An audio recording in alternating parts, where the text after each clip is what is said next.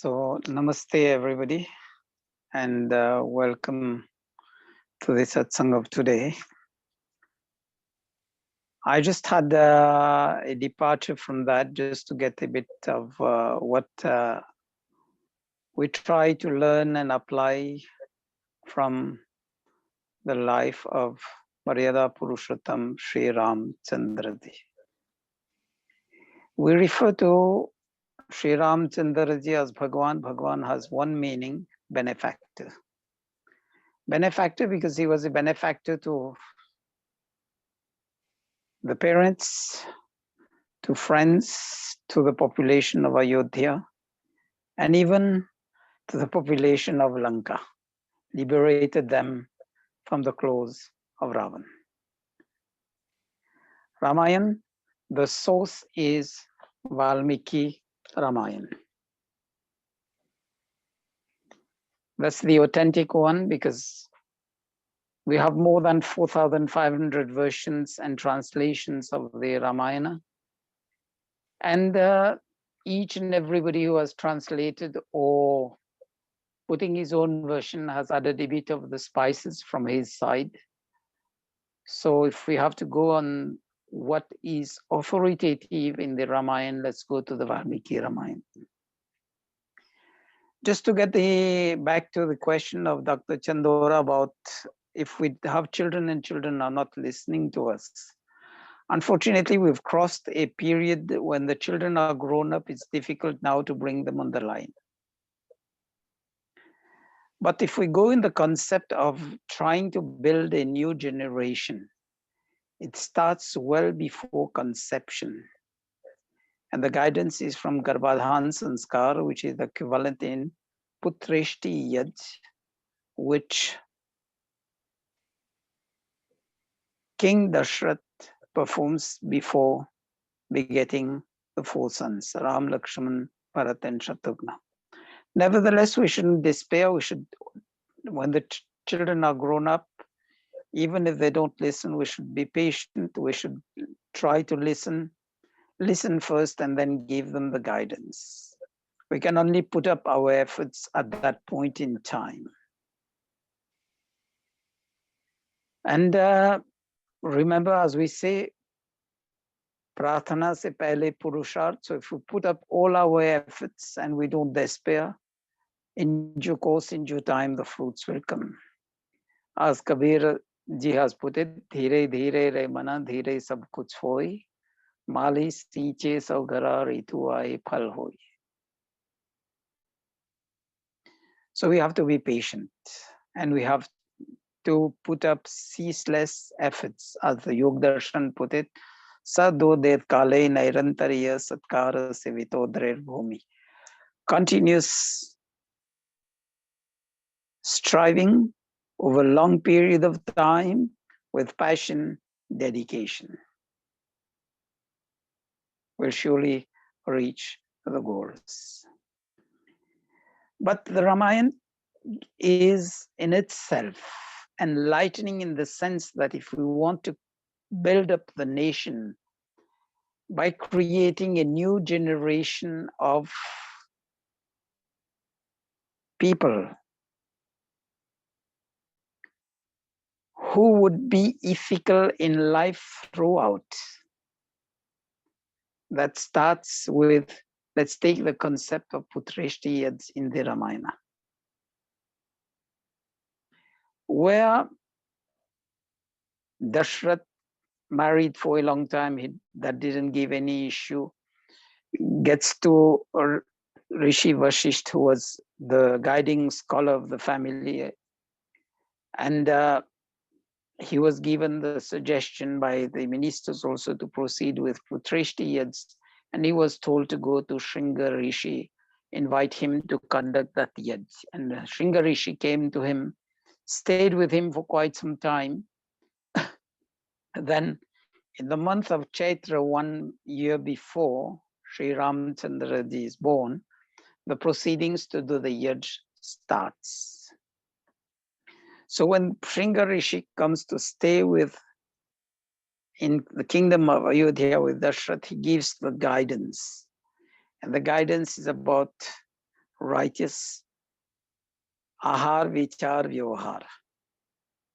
Food and drinks be under strict control in the concept of Ayurveda, and we see in the Balakand it mentions the Divya Payasam. That's a concoction of food with medicinal herbs to boost up the potency of the husband and the wife, etc., which is described also by Maharshi Dayananda Saraswati in the Garbhadhan Sanskar, and is there in the Charak and Shushruta Samhita, the authoritative text on Ayurveda. And it says, take care of ahar, vichar, and vyohar. So the food and drinks, the physical, mental state, and the behavioral patterns. So it's not only a concept of the two spouses to be careful of that, but to all those in the surroundings. If we're living in a joint family, then it has to be taken care by the other people staying within that same household also. We have much less influence on the external, but if everybody in the household are careful, then our Shiva will make sons and daughters like Sri Ram and Sita. So I wouldn't go into the life story of Sri Ram, which we hear so many times, we learn, we read and everything. I would like to look into what are the life lessons that we can learn from the Ramayana. One, we started with the concept of putreshti, it's for good management of the next generation. Just as the farmers go into the field, first they do the clearing of the land, then plowing of the land, putting the proper fertilizers, the proper seeds, tendering to the seeds till they germinate, and then extra care during the tender shoots or tender plants. And then when they are grown up, care for them to give the good harvest. This is what we have to do, even if it means a new generation. Then we see when they grow up, they get a holistic approach of education. They are taught the spiritual sciences, the sciences of how to live day-to-day life. And as they grow up, they are also taught about political sciences, good governance in society. They are also taught about military science. So it's a holistic approach to education. It's not only the 3 hours reading, writing, and arithmetic. And to embolden the personality of Sri Ram, to brighten, polish the personality of Sri Ram, this is where Rishi Vishwamitra comes into the game and asks Dashrath to allow Sri Ram to go with him and to fight the demons. But also it was an opportunity that Rishi Vishwamitra used to give the science of warfare, Dhanurveda, to Sri Ram. Then we see when the coronation of Sri Ram is being planned by Dashrath, we see the influence of mantra on Kaikeyi. Before that, let's learn. Never give a blanket promise to anybody that whenever you come to ask me for anything, I'll give it to you, because you will never know what that person will come to ask. This is the fault of Dashrath, and never repeat those. It was probably an error, an omission on his part, and he paid for that. But then that becomes also the plot of the Ramayana. Mantra comes into the game to show us the influence of bad association, bad company. Mantra came with her own concept, and Kaikeyi there failed to use her discriminating faculty of the mind. Though she was the mother of the Bharat, till the coronation didn't happen, the most beloved child among the 4 by the 3 mothers was always Ram. But coming under the influence of Mantra, she insists that Bharat be crowned king and Ram goes to exile. But then look at the magnanimity of Bharat.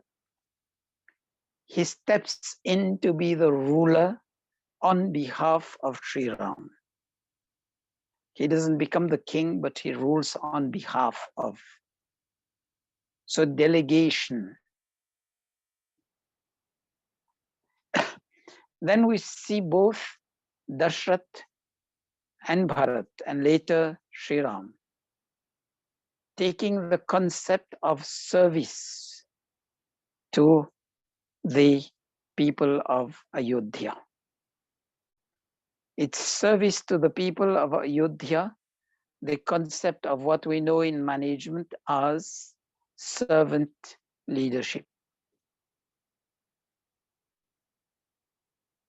And the concept of servant leadership brings us to the other step.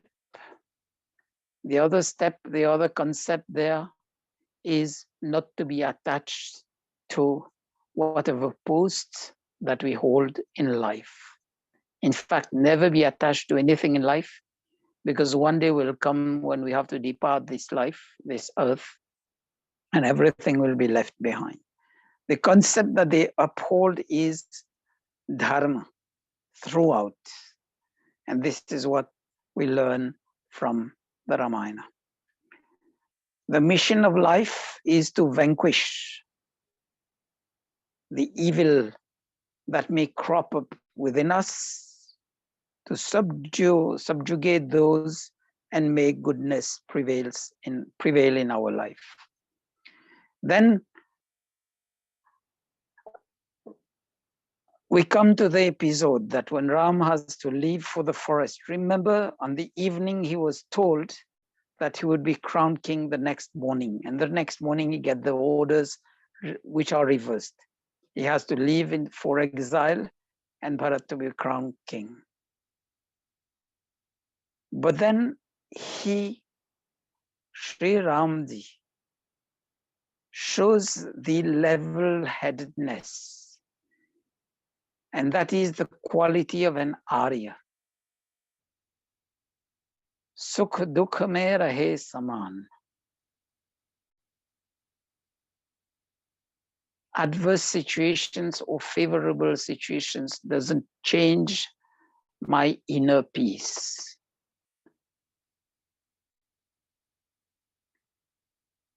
Then the question comes, when Bharat comes to tell Ram, you come back to the kingdom, rule on the kingdom in your own name, I'm not going to sit on the throne. Ram is faced with the question of whether he be the real Ram or he has to choose between a life of Aram. He could have gone back to the kingdom at the request of Bharat, but then he gave his word to his father and he chose to live the life of an ascetic, tapasya ki jivan, and that which ultimately, when he takes the seat of the king after the exile, he becomes also an exemplary ruler, because he's known the pains of life and he's learned from that. Then look at the level of spirituality prevailing in Ayodhya. In Valmiki Ramayana, it says there was no thief. Everybody was trying to work out for the common good. And everybody was doing yajya sandhya mantra jap daily. And this is not my word, these are the words of Rishi Valmiki from the Ramayana. So for one question comes in, when we say Bhagwan Sri Ram, it's not God or God incarnate. Because Maharishi Valmiki himself refers to Sri Ramchandra ji as Narottam. Naro mein Uttam. As we say Purushottam, the highest qualities in human beings. And we see the qualities that Sri Ram reveals is all the humanness in him. And in the words of Valmiki, Ji, it says Dharya Yukt, patience, Dharmajya, following Dharma, Kritajya, gratitude, Satyavadi, truthful, Drir Pratijya, to stay put on his vows, on his pledge, on his promise. Kam Krodha Adi, Ka Vijeta. He had full control on himself. Then Kanti Yukt, he had such a brilliant personality that people came to him just like the rivers go to the sea. And this is the reference from Valmiki Ramayana. And then Buddhiman, intelligent, Nitijya, a fine strategist, Madhur Bhashi, sweet spoken, Shatru Nashak, destroyer of not only the external enemies, but also the internal enemies. So we see all these characteristics in the life of Sri Ram. And from that, what we learn ahead is the goal is dharma, dharma, and dharma. Ravan is killed in the name of dharma to reestablish dharma. Bali also is killed to reestablish dharma within the kingdom of the Vanaras, the forest dwellers. Remember, Vanaras are the forest dwellers. So that is one of the goals or the main goal of life. Then see the greatness of the relationship, sibling relationship.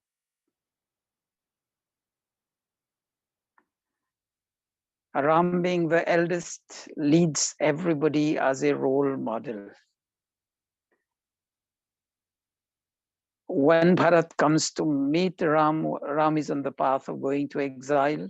Lakshman gets angry. He thinks that Bharat is coming to disturb them. Then Ram brings him back to reason.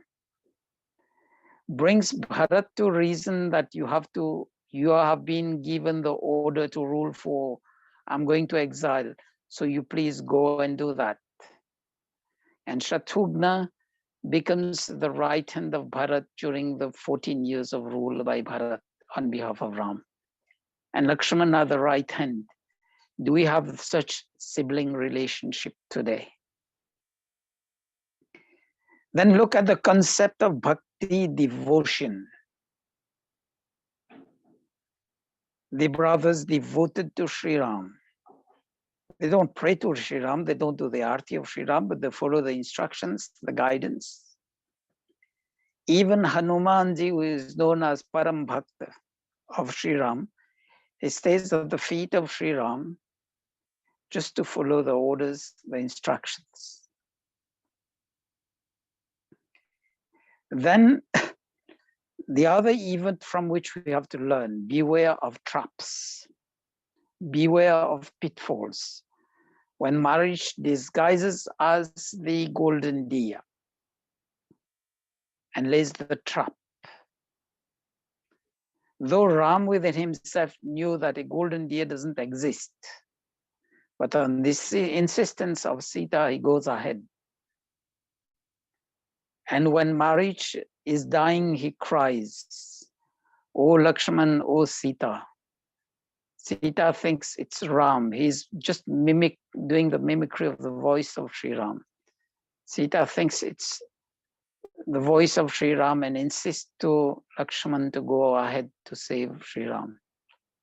So we never fall into the traps. Let's use our logic.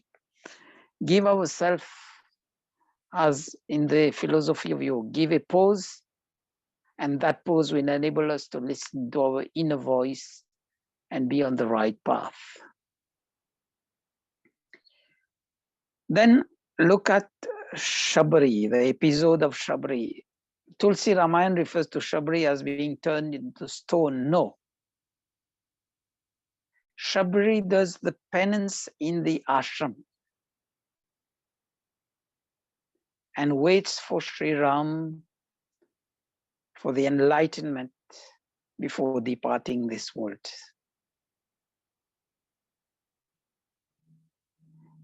And Shabri was waiting for that moment. Then realize the importance of names in our life. When parents gave us names, there was an ideal behind that. Ram means Anand Dene Wala. That's in Sanskrit, Ramasya. And that word, it's Ramaya. Ramaya means Anandena, the one who strives to bring happiness to others. Lakshman, Lakshya, straight to the aim. Bharat, intelligence. And Shatrughna, one who defeats all the inner and outer enemies. Dashrath, one whose fame was spread in the 10 directions, and second, he had full command on the senses, thus Indriyopara. But then he lost because he gave a blanket promise to Kaikeyi. And then Puttaramo, that shows even people at the highest level can lay foot on the banana peels, and we have to be very careful. Then look at Hanuman. The real word is Hanumant. And the word Kapish, which we use, Kapi means intelligent, learned scholar. Unfortunately, we take it from the Hindi word and relate it to monkeys.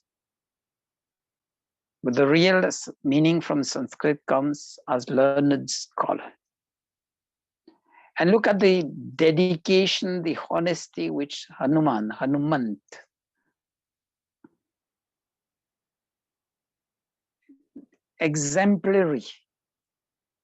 exemplifies devotion, bhakti. And this is what leads him to overcome the obstacles and go into the search of Sita and comes back with the good news. And then look at the Vanar Sena, the forest dwellers, with the limited resources, but very, very focused. They realize the goals. And Ravan in Sanskrit, the definition goes as Garajne Wala. And really, he's known to be angry, and when he's shouting in anger, that goes into the 10 directions. That's why he's given the name of Dashan. But then when we think about Rama as somebody patient, we see him lose his patience when Sita is kidnapped, but Lakshman brings him to reason. So that's Bandhu siblings duty. When he loses his patience, when Lakshman is hit by an arrow and goes unconscious, then Jamban and Hanuman and the others bring him to reason. So these are the duties of friends also.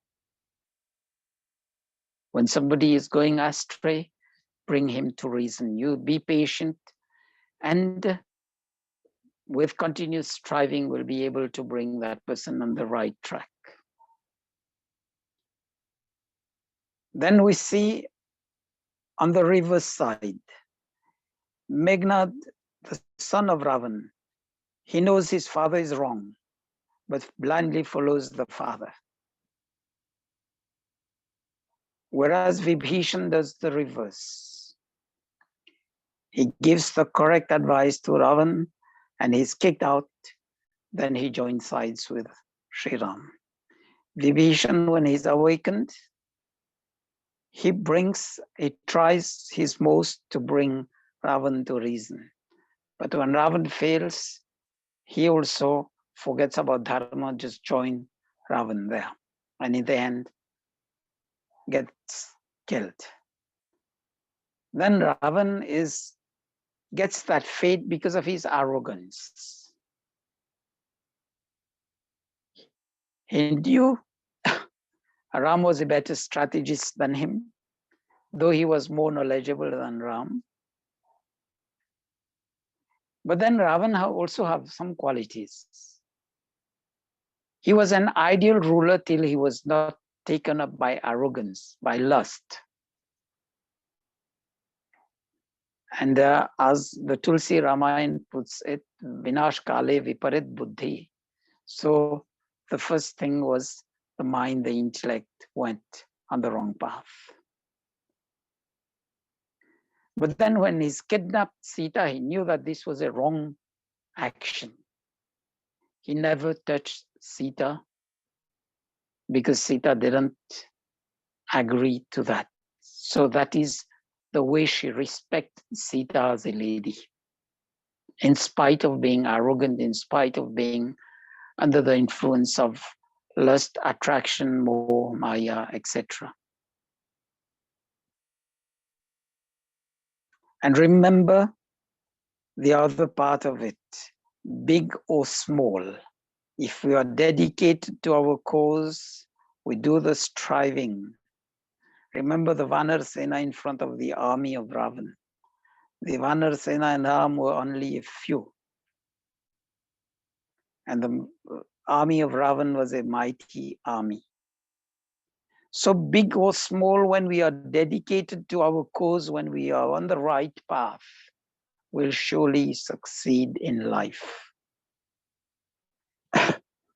Then remember also, when we get advice, let's use our logic. And if there are logic and truth in the advice, let's follow that. Kaikeyi was wrong in following mantra, but Ram was right in following Vibhishan to give the fatal blow to Ravan. Then at the end of it, when Ram comes back to Ayodhya, that starts the Ram Rajya. And he follows the what has come into the Raghukul. From Ikshvaku down to Raghu, they were all righteous rulers, where nobody was a pauper, nobody was a thief, nobody had unbecoming character.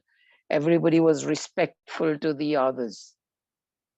And the hierarchy was well respected in society. The educators were doing their job rightly. That is the Brahman, the Kshatriya, those responsible for good governance were there.